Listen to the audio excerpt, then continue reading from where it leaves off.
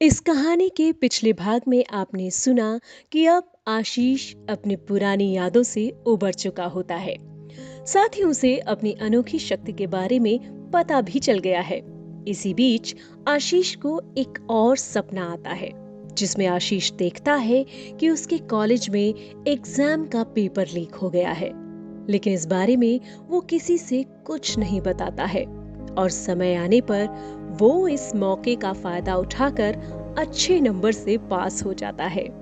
अब आगे आशीष की जिंदगी से शोभा को गए हुए अब 5 साल से ज्यादा हो चुके थे। आशीष ने अपने कॉलेज की पढ़ाई पूरी कर ली थी। अब उसकी नौकरी भी लग चुकी थी। नौकरी करने के लिए वो दूसरे शहर जाता है। इन 5 सालों में उसकी जिंदगी काफी बदल चुकी थी। उसके पास वो सब कुछ था जिसकी उसे जरूरत थी। लेकिन उसके पास अगर कुछ नहीं था तो वो थी शोभा।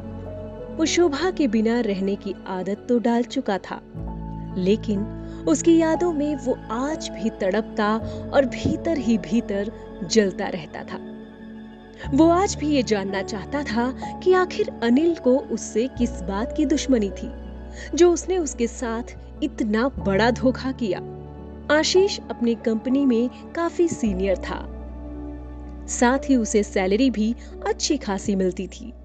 वो शहर में काफी ऐशो आराम का जीवन जी रहा था। उसके भीतर कभी भी अनिल से बदले की भावना नहीं आई थी, लेकिन वो बार बार शोभा को याद करके तड़प उठता था। ये तड़प अब बदला में बदलने वाली थी। आशीष ने सोच लिया था कि अब अनिल से बदला लेगा।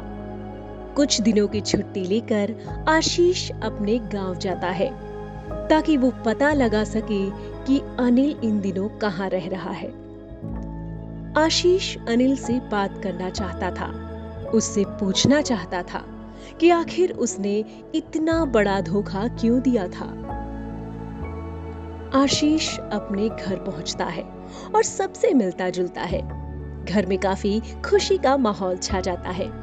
रात होती है और सभी साथ खाना पीना करते हैं। साथ में खूब हंसी ठिठोली होती है और फिर सभी अपने अपने बिस्तर पर सोने के लिए चले जाते हैं। शहर में तो काम और शहरी माहौल के कारण आशीष शोभा को कम याद करता था, लेकिन घर की चार दीवारी और बिस्तर उसे उसकी खूब याद दिलाते। वो रात भर यूं ही बिस्तर पर करवटें बदलता रहता है। इसी तरह से सुबह हो जाती है। सुबह होते ही उसकी माँ उसे चाय देती है और एक बार फिर से पूरा परिवार साथ बैठकर चाय पीते हैं और बातचीत का सिलसिला शुरू होता है। आशीष के घर में किसी को भी नहीं मालूम था कि शोभा की हत्या का सबसे बड़ा कारण अनिल था। इसलिए बिना किसी झिझक के अनिल ने अपने चाचा से पूछा, चाचा जी, आजकल अनिल कहाँ रहता है? क्या करता है वो? मेरे बचपन का काफी अच्छा दोस्त था। सोच रहा हूँ एक दिन उससे मिल ही क्यों ना लूं। उसके चाचा कहते हैं, अरे बेटा, तुझे नहीं पता, वो तो तेरे ही शहर में रहता है। आशीष इतना सुनते ही अपनी भौहें सिकोड़ लेता है। वो हैरानी से पूछता है, क्या मेरे शहर में? चाचा कहते हैं, हाँ हाँ, तेरे ही शहर में। उसकी रेलवे की नौकरी लग गई है, तो उसकी भी पोस्टिंग भोपाल रेलवे स्टेशन पर ही हुई है। हमें तो लगा तुझे मालूम होगा और तू उससे मिलता जुलता भी होगा। आशीष ने तुरंत जवाब दिया, नहीं नहीं, मुझे तो उसके बारे में कुछ भी नहीं मालूम था। अब आपने बताया है तो मैं उससे जरूर मिलूंगा। इसके बाद आशीष वहां से उठकर चला जाता है। वो अपने गांव में 2 दिन रुकता है और फिर ऑफिस में काम को जरूरी बताते हुए वहां से निकल जाता है। अब आशीष अनिल के बारे में जान चुका था। वो उससे तुरंत मिलकर बहुत सारी बातें करना चाहता था। वो पूछना चाहता था कि आखिर शोभा ने उसका क्या बिगाड़ा था, जो उसके बारे में उसने उसके घर में बता दिया, या फिर उसकी दुश्मनी आशीष से थी। इन्हीं सवालों को अपने मन में लिए आशीष बस में सवार भोपाल के लिए रवाना हो जाता है। कुछ दिन बीतते हैं। आशीष को अनिल से मिलने की अब कोई हड़बड़ी नहीं थी। वो उसका ठिकाना जान चुका था। ऑफिस में काम का काफी प्रेशर था, लेकिन आने वाले रविवार को उसने ये तय कर लिया था कि कुछ भी हो जाए वो अनिल से जाकर मिलेगा जरूर। 2 दिन और बीतते हैं और आखिरकार वो दिन आ ही जाता है जब आशीष अनिल से मिलने वाला था। वो अपनी कार में बैठकर भोपाल रेलवे स्टेशन पहुंचता है।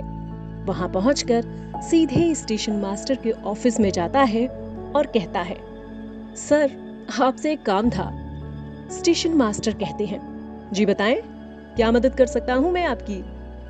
आशीष ने कहा, आपके स्टेशन पर मेरा एक दोस्त काम करता है। दरअसल मैं उससे काफी सालों से मिला नहीं हूँ। क्या आप बता सकते हैं कि वो किस विभाग में काम करता है? स्टेशन मास्टर कहते हैं, जी बिल्कुल, बैठिए आप। नाम क्या है आपके दोस्त का? जी अनिल, आशीष ने कहा। स्टेशन मास्टर ने कहा, हाँ, अनिल कुमार नाम का एक सीनियर टेक्नीशियन तो है हमारे स्टेशन पर, लेकिन वो अभी नाइट शिफ्ट में है। क्या उसका फोन नंबर मिल जाएगा? आशीष ने कहा। स्टेशन मास्टर ने अनिल का मोबाइल नंबर आशीष को दिया, लेकिन आशीष ये जानता था कि उसका अनिल को फोन करना ठीक नहीं है। अगर वो उसे सीधे फोन करके मिलने को कहता तो शायद अनिल सतर्क हो जाता और उससे कभी मिलता ही नहीं।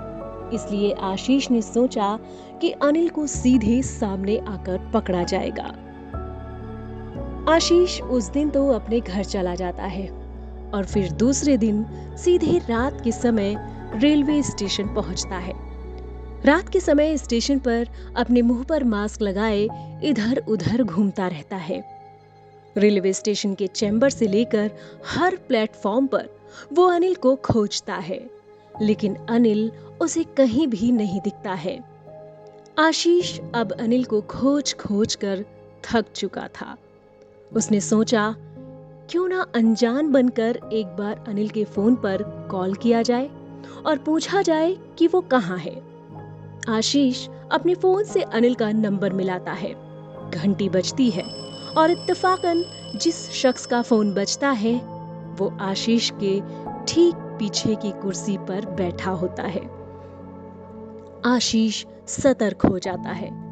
वो समझ जाता है कि उसकी खोज खत्म हो चुकी है। अनिल फोन उठाता है।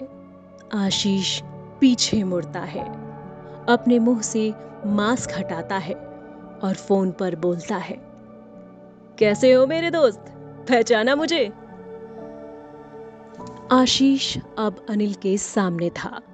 दोनों का आमना सामना हो चुका था। क्या अनिल आशीष का सामना कर पाएगा? आशीष आखिर किस तरह से शोभा के खोने का बदला अनिल से लेगा?